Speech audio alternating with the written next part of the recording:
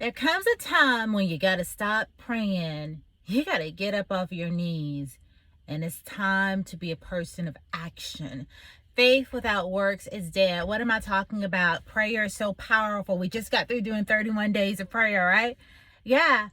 But if you don't deal with the sin in your life, you're not going to have victory. Yeah, you cannot outpray yourself from doing what God told you to do.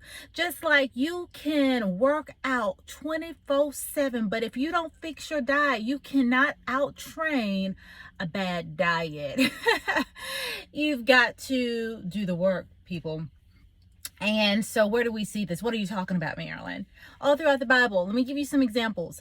We see Joshua, where God literally tells him to get up off of your knees. You've been praying. You've been fasting. You're wondering, why don't I have the victory? My fasting doesn't work. Have you ever heard people say that? Fasting just doesn't work for me. God just doesn't hear my prayers. Are you dealing with the sin? Because that's what God had to tell him.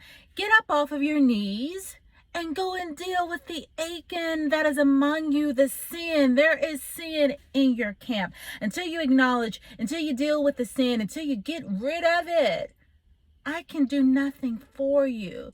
So Joshua had to go and find where the problem was. And how many of you know they did, and they dealt with it? And once Joshua dealt with the sin that was among him, that hidden sin, he was able to have the victory. Y'all go read up on it. Another instance is where we see Moses. Moses gets to the Red Sea. He's like, surely, Lord, you didn't bring me this far to leave me. What are we going to do now?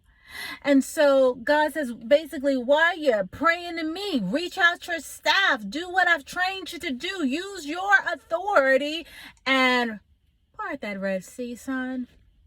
You see, God is waiting for your partnership. He's waiting for you to step in and do what he has trained you to do.